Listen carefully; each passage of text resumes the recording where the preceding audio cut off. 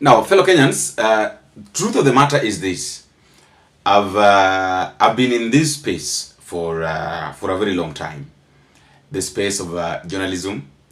I've worked at the corporate. I've worked in different places. I've met different people, and there is one thing that I came to learn.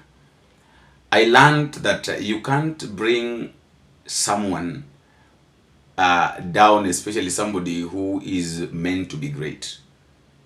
Mtu ambaye hatima yake ni kubwa, however much you try to bring this person down, you are the one that is doing yourself, or you are the one that is not doing yourself justice. Why have I started that way? I've started that way because of what is happening right now. These people have really tried. They've tried so hard, they've tried so much to bring Edwin Sifuna down, but it's like it's not working. Wanajaribu kujiuliza kwamba tufanye aje, twende njia gani? It's not working. Walimtoa kama SG of ODM. This guy is still standing. It's like, you know, right now it's like after kumtoa ndio amekuwa famous, and ni kama hata hakukuwa SG ODM.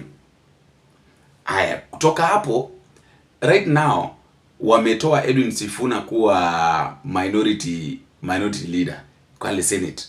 And it's like, you know, it's like ndio wanamjenga. And I really love the energy. By the way, kama kuna mtu ambaye I love the energy that he has in politics is Edwin Sifuna.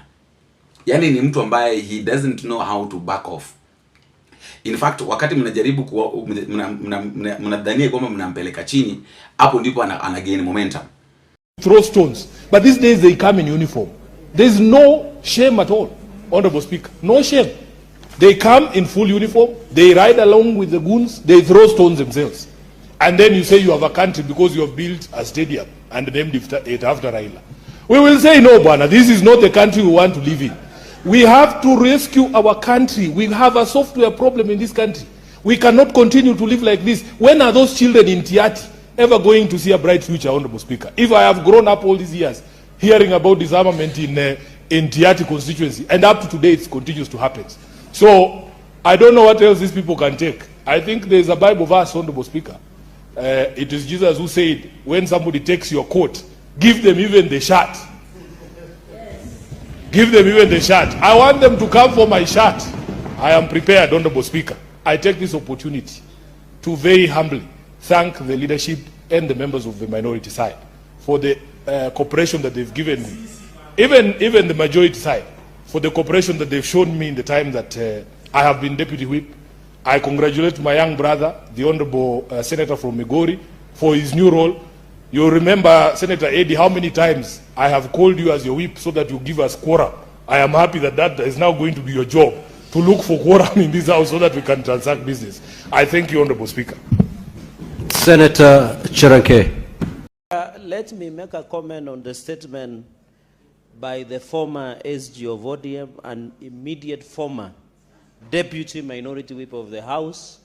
And I'm happy disloyalty has been punished swiftly and heavily, Mr. Speaker.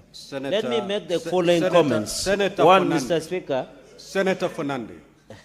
Senator Fernandez. Yes, please. You're out of order, and I'm giving you the first question. Okay. Yeah. You proceed with that line, I'll throw you out.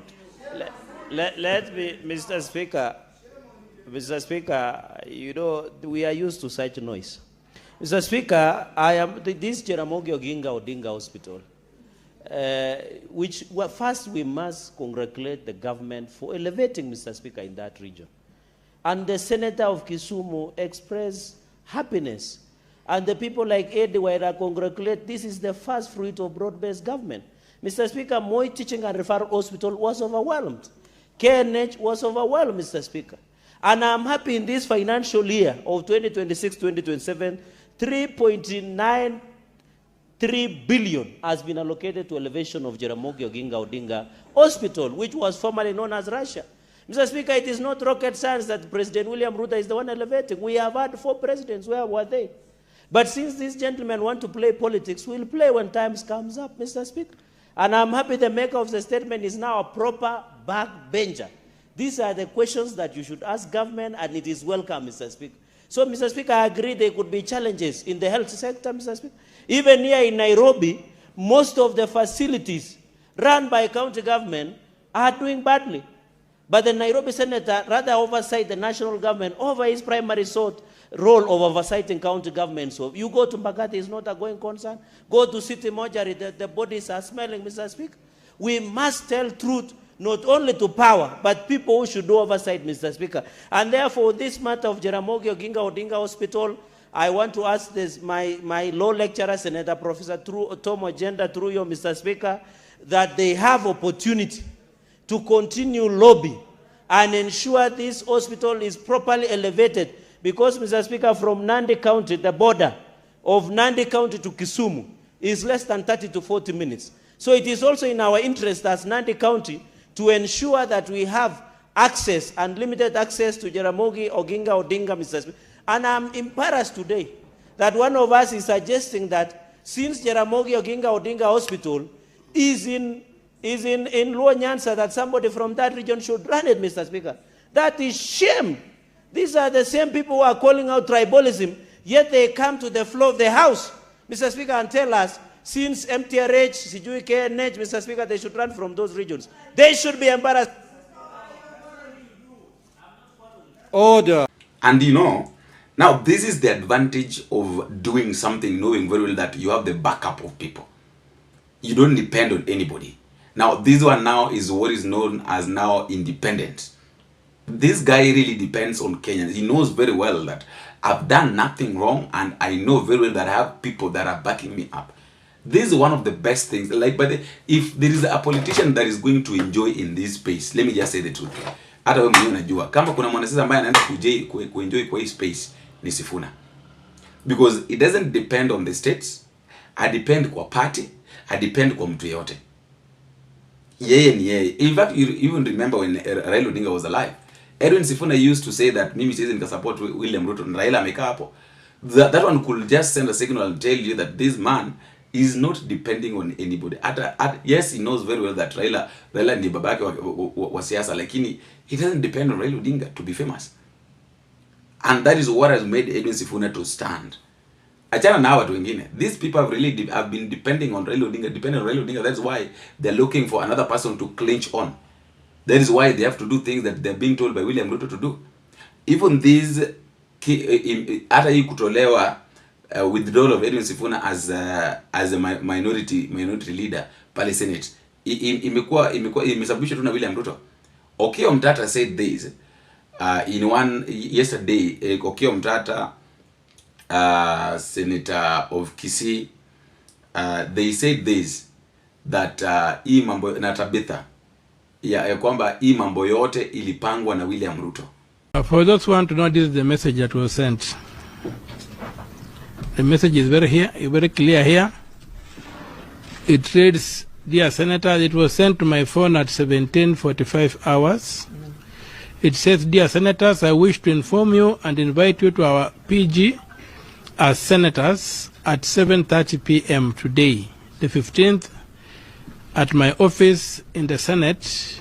The party leader will join us too. Please keep time." That's Olekina.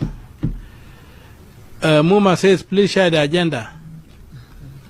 Beth Thiengo writes and says, leader, kindly accept my apology. Olekina says, agenda will be shared in the meeting.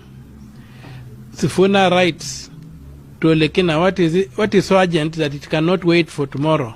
We had already left Parliament, just give members proper notice.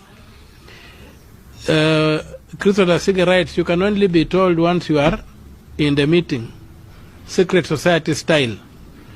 Then you find here Senator Kawindu, my sister here writes, how do you call a meeting for 7:30 p.m. at 17:45? Can the meeting be held tomorrow? That the world goes quiet from that point. This morning, Senator Beth Siengo writes, good morning, team. What was the agenda of yesterday's meeting and what were the resolutions? In any case, if it was about leadership replacement, my humble request is that you do it when everybody is in. Now, that's what transpired on the wall. So basically what happened is that it was a clandestine move, because it's a fact that senators allied to the broad-based and the two-term formation went to meet the president at State House from around noon. And when they came back straight to Olekina's office. That's when they were sending out this message. So they clearly acted on instructions from State House, because they all came back from there to the office here. But some of us who felt we should not miss the opportunity to object decided to come back to town and be available in that meeting. And what went on, first of all, I think we have 31 senators in Azmi, 31 in total, who are in the minority side. The standing orders require that a half, more than half, or a simple majority, 50 plus 1. Yeah, 50 plus 1, a simple majority makes decisions as to what, makes decisions concerning the leadership of the side. Now, 31 divided by 2 is to get at least more than half. You need about 16 senators. So only 21 senators stand up, and out of the 21, only 10 appended their signatures to the motion to remove Sifuna. Some of us resisted. We demanded the results to be taken and minuted. They refused. They said that the election is a creeping election. It will continue past the meeting, which resulted in resistance. So we resisted, and as far as I'm concerned, we tore up the papers. We tore up the voting papers, and so there was no result. There are no results. So here we are today, being told that changes have been effected. In fact, this is not about Sifuna. It's about institutions of this country. There's absolutely no way that the Senate can be captured in such a dramatic manner whereby the very leadership of the minority side spearheads the killing of the House. These are the people who are sitting on the oversight committees, except for my brother Osoti, who heads one. And they want to remove him. Yeah, they want to remove from the oversight committee and that. So I think this thing is an invitation to war. And there has to be a fight. It is not going to end up like this. There's going to be a fight, and there will be a very strong fight to make sure that the Senate remains, the minority side of the Senate remains autonomous from the government. We cannot be reduced to an appendix of the government. And so we are preparing to take action that will clarify the law and make sure that whatever is happening, for whatever reasons, is arrested, and we make sure that we evict Olekina from the seat of WIP. We evict Mazayo from the minority leadership. We evict Eddie Okech from the seat has taken over from Sifuna. We reinstate Sifuna, and we get new other people to sit on the minority side, so that even if we are 2 or 3, we command the respect we deserve. But the reality of the matter is that right now, the wing in the Senate, people who are saying 2-term, outnumber those who are saying 1-term. Those who are saying 1-term outnumber those who are saying 2-term. The people who are supporting the broad-based government are in a minority. The majority, even on the majority side, plus the minority side, most of us are out of the broad-based government because it is unconstitutional as far as we are concerned. And 2, we cannot even imagine Ruto serving another term in this country. Given the disastrous manner in which he has run the republic, we can't even imagine seeing Ruto serve a second term in this country. So The reality is that there's going to be a fight, and we're going to assert our position. We are going to join forces with those people who are in the like-minded, who are in UDA, to join us so that we can take over the house and run the house the way it is supposed to be run. So thank you very much. William Ruto ndiye aliwaambia ya kwamba ilikuwa Onyonka, Tabitha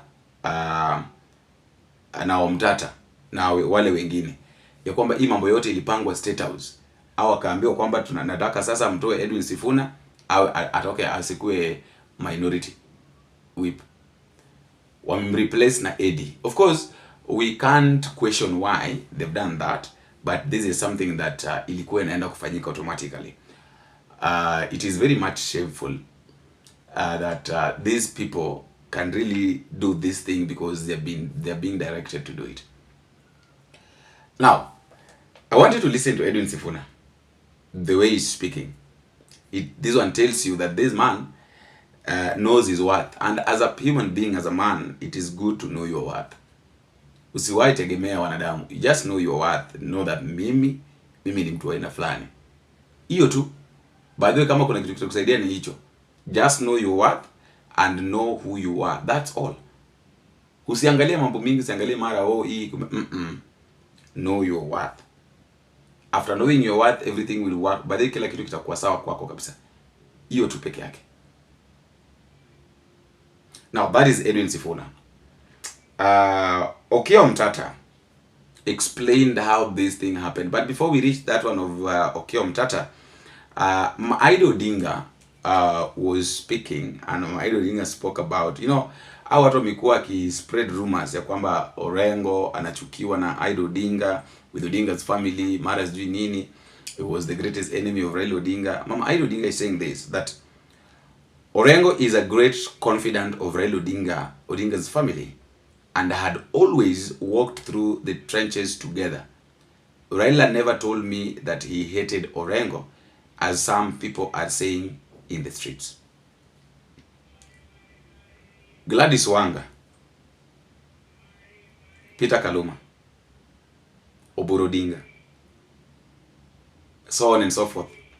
You are the ones who've been spreading rumors that Orengo was hated by Raila. Mama Aido Odinga is confirming that Orengo was never hated by Baba. That Baba never hated Orengo. In fact, if there is one person who stood by Raila Odinga all his life, was James Orengo. Sasa hii rumors yenu, hii yenu yenye mlikuwa mnasema kwamba mara sijui Baba alichukia Orengo, ilikuwa inatoka wapi? You see, if you want greatness, as a person, I believe that if you want to be famous, don't use the people. Usitumie watu wengine kama bait. If you want to sell your agenda, just sell your agenda. I think that is all I can say. If you want to sell your agenda, just find a way of selling your agenda, but don't sell your agenda while destroying other people's reputation, because you might think that you are destroying people's reputation without realizing that you are destroying your own reputation. And it is very, very much wrong and very, very much bad kama unaweza ukatumia jina ya mtu kujitengenezea jina. Very wrong. Ni kitu ambacho akistahili, totally akistahili kabisa. Wewe kutumia jina ya mtu kujitengenezea jina hakistahili. Mimi najua ya kwamba it is something that everybody should keep it off their mind. It is something that nobody should even think of. Why think of such a thing? Ati sasa kwa sababu sasa unataka kujipendekeza, so unatumia jina ya mtu unaribia mtu jina kujitengeneza. It is a shame. It is very shameful, and people should refrain from such kind of characters. Kuna characters zingine zenye watu wanapaswa kuacha kabisa. You get it? So I don't know what you think concerning this, but ukweli wa mambo ni kwamba Edwin Sifuna is loved. Now the love that Edwin Sifuna is gaining day by day is being caused by these people. Haya mambo ambayo watu wanafanya Edwin Sifuna, they don't really understand. Wao hawaelewi kile ambacho wanafanyia umwami. Kwa sababu wakisukuma hii moja, Wakenya wanakuja wengi. The same thing that William Ruto did to how do you call him? Rigiji. Is the same thing that is doing to Edwin Sifuna. You are building somebody without knowing that this person, I'm the one that is building. I would like to know what you think at the comment section for Kenyans, but please don't forget to subscribe and also tell me where you're watching this video from.